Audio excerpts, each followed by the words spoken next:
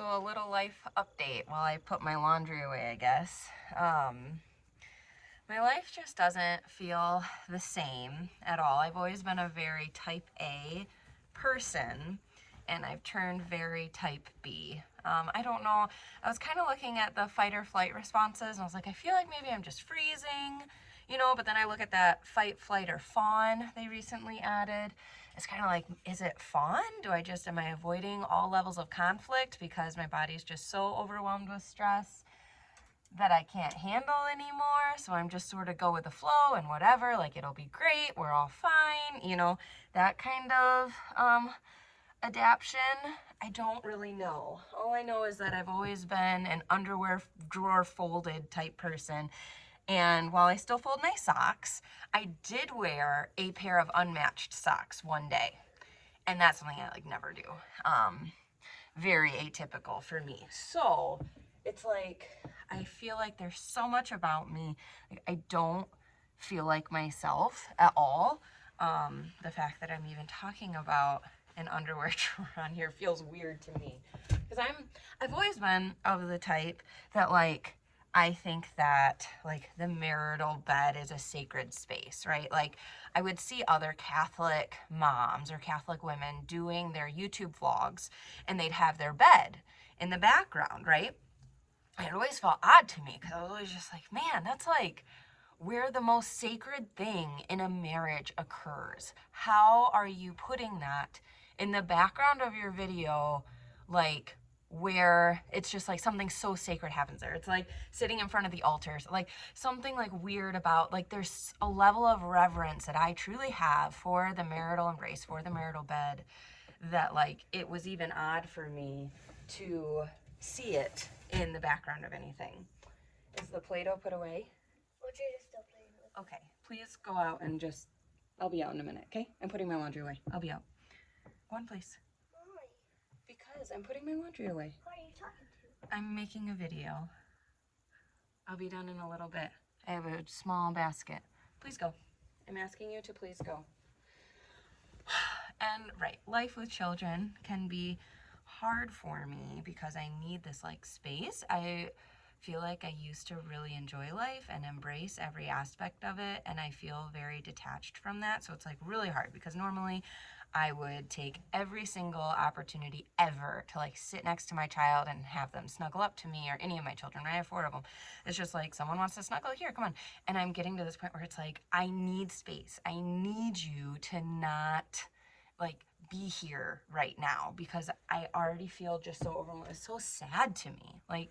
It's not at all how I typically am. It's not who I want to be. It's none of those things. And so it's hard for me to go through. But I also know, obviously, right, I say every single moment, there's so much love and so much snuggling. And I mean, one of the kids comes to our bed nearly, every single night. It's not nearly every night, it's every single night. And totally okay and full of all those things, right? It's just that I used to be, every single time you ever ask, sure, why not? Come on, let's snuggle, let's do this, let's do that, let's play this game, let's do that. But my bandwidth is just so overwhelmed, which I'm so grateful for certain aspects. Because, right, I wouldn't have let my kids ride in the car with other people. I've been very particular about who they ride in the car with.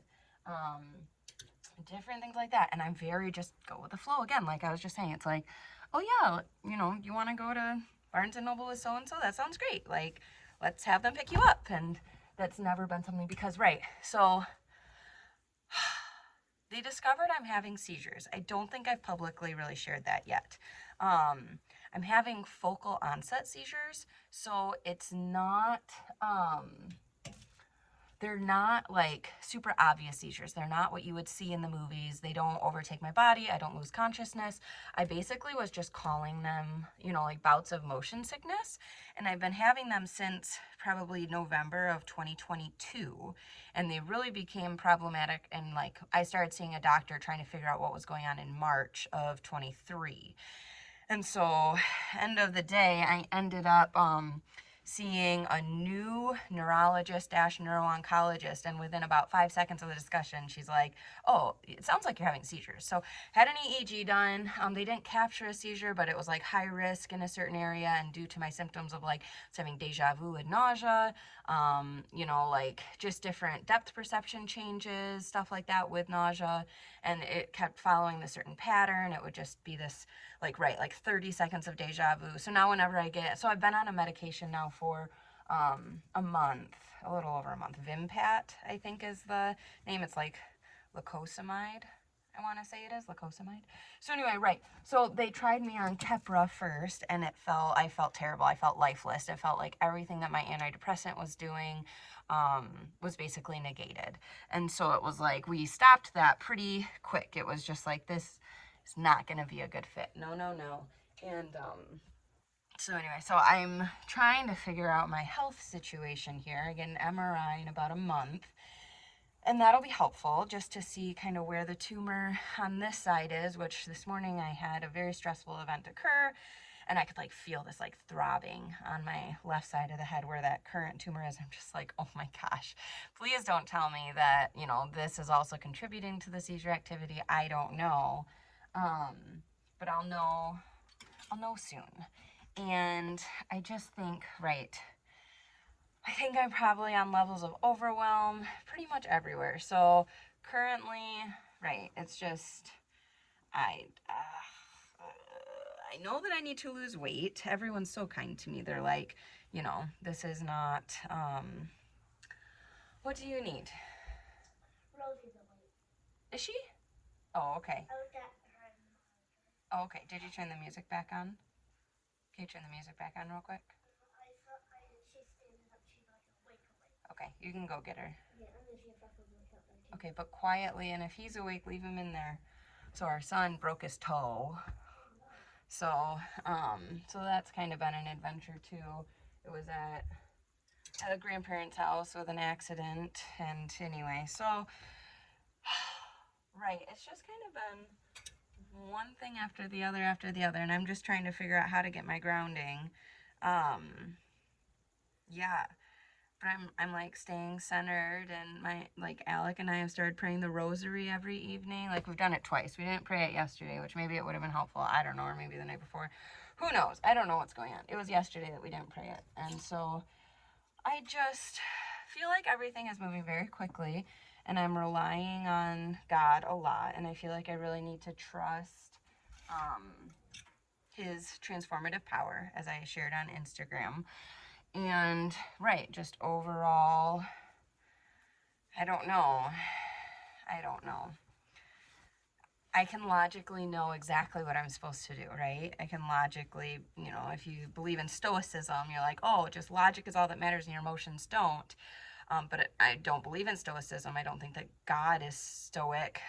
Jesus had emotions. He cried when people died. Like, there is an emotional component, but you can't go all the way to materialism where you have, emotions are the end all be all and logic doesn't matter, right? It's not an all or nothing thinking. There's something in the middle. So my emotions are in disarray, but the logic side of everything is keeping me grounded to know, there are things that can be done. There is still a structure. The sun is still rising. The sun is still setting. There are still these constants in my life that I know I can rely on. And God is one of those. I know that all of those things are in communion with each other. The mass is always the same. There are very finite pieces of foundational grounding in my life that I think are keeping me sane. Take my medicine at the same time every day, right? That anti-seizure medicine is morning and evening. I take the Celexa. I'm on 20 milligrams of that every morning, which seems to be helping. When I first started taking it, I remember I would laugh, and that laughter, it was near the beginning, right? When it started working, I would laugh and be like, oh my gosh, I have to take my antidepressant, because I knew that laughter was being foundationally grounded in this chemical rebalancing in my brain, because it had been so long since I'd laughed, which I do laugh now here, in different situations, when around different people in different circumstances and whatever else. So that's been good. And right, like I said, it's whenever I feel happy like that and I haven't taken my medicine yet, it is somewhat helpful because it's this reminder of like, oh yeah, I have to take my medicine because without it, I wouldn't be feeling this way. Which is so sad to me, truly. But it's just, again, the reality. And it's a constant, right? So it's something that I can rely on as a routine and as a measurable outcome in my life. But yeah, so not that I sit there and tally how many times have I laughed today? Okay, one. Okay, oh, there's another giggle too. I'm not doing that. But if it was, see, I could add one right now. And thank you, Alexa. But and God, He is who brought the medicine and the brains to develop it. I've always been one of balance, right? I'm not an all or nothing thinker. I actually follow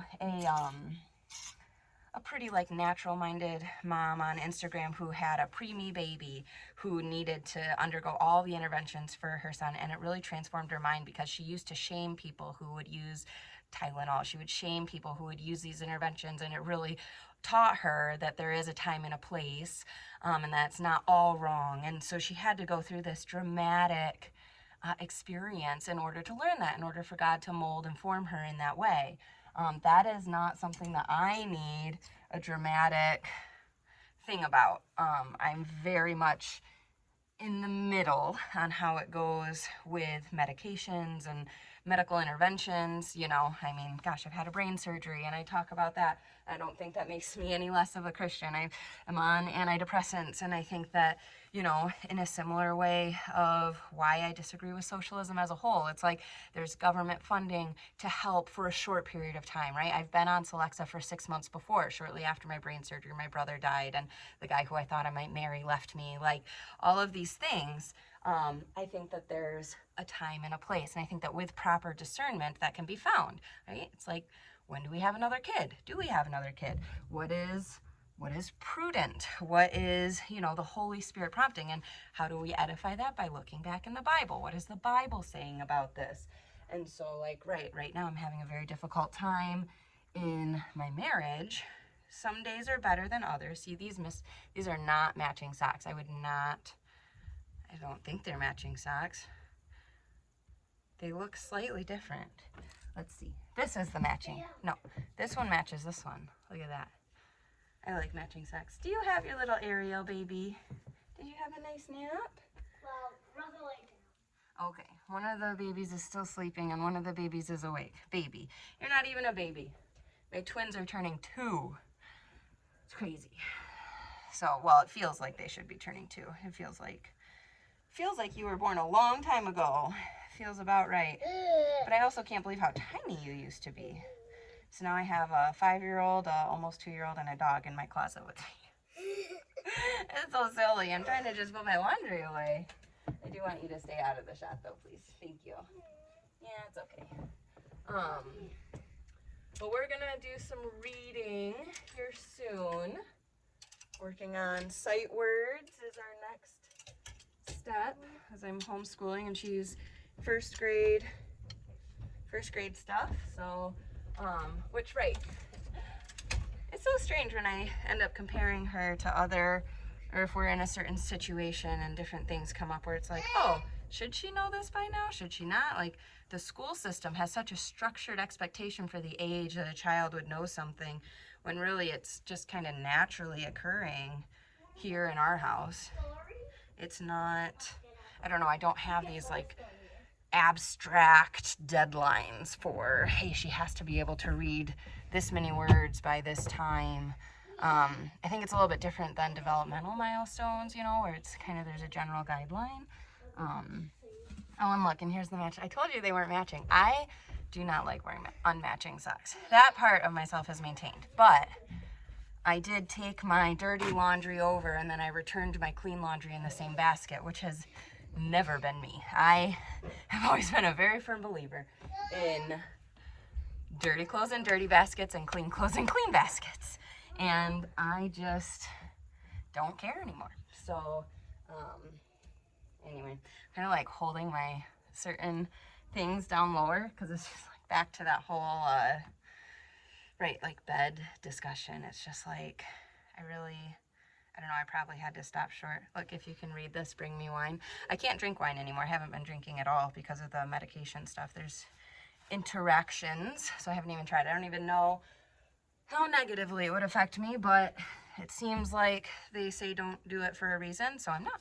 They did tell me that alcohol can increase my risk of seizures, so that's a good enough reason for me. But yeah, so anyway, marital bed. I think that's what makes some of all of this so difficult for me, is that level of sacredness that I held for the marital embrace, marital bed, that kind of stuff.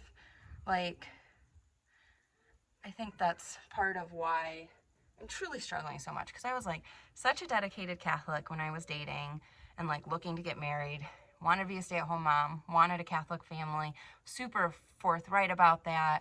Conversation was had and I was lied to then, like, and then basically a very foundational value and belief that I had was basically just completely disrespected for so long. And our 8-year anniversary was yesterday, and that was really hard because it was just like I didn't feel like celebrating.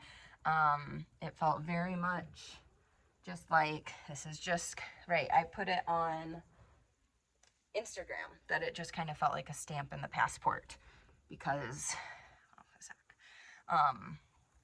because it was just, I don't know, wasn't a celebratory moment. It just felt like, okay, now is kind of that restart, I guess, because I've known about everything for about 6 months. And then, so we were engaged for 6 months, so it's still 3 more months, but still it's about the same. It about balances out that there has been officially like 8 years worth of lying, right? Because I've known about it for 6 months and dated for 3 months and engagement for 6 months. It just kind of feels like, okay, maybe this is the reset. Maybe this, it didn't feel like this before. It feels like it now while I'm talking about it, but maybe this is the reset. Maybe this is the time where it's like, okay, like now we can start. It's kind of like, now we can start counting the time of honesty, right? Maybe that's what, maybe now it can actually start counting now that the 8 years has been solidified. My daughter's giving me a thumbs up. They know that, you know, Dad lied to me, and we want that time to reset, don't we? We just want to be in honest, healthy relationships that are full of joy and goodness. Is the Play-Doh out? Romeo and Juliet are playing. Okay, sounds good. I keep making fun of you. You're silly. You're silly. So anyway, do you want to practice your reading? Yeah. Why don't you go grab your books? No? You. Okay, I'll meet you out on the couch. Go. I'm going to finish up right now. Do you want to say a Hail Mary with me? You want to say a Glory Be with me? Do you want to say any of the prayers with me? Why? You're just being silly. You have ring pop around your mouth. You want to hold my hand while I pray it? Ouch, you hurt me. All right, she doesn't. In honor of the Rosary, Hail Mary, full of grace, the Lord is with thee. Blessed art thou amongst women, and blessed is the fruit of thy womb, Jesus. Holy Mary, Mother of God, pray for us sinners now and at the hour of our death. Amen.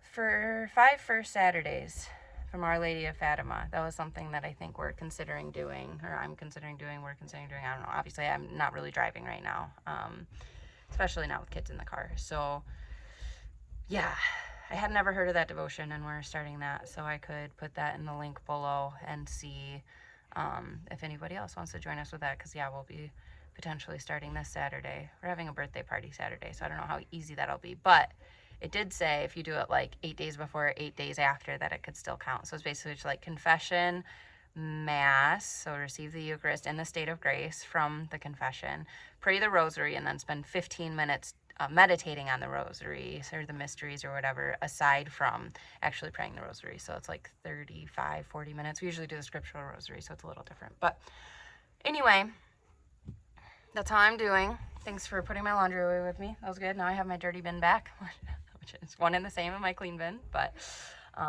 as it is, I'm just taking things one day at a time, and I'm grateful for you being here. Thanks for listening, and I'll try to check in again soon. I'm still kind of few and far between as far as videos go, but I do think it's helpful for me to engage with this community. You guys have been around for me for a really long time, and I know some of you are newer, and I'm just glad that you can be here too. I'm gonna talk to you as if you've been here forever also though, so you might have to go back to get caught up to speed.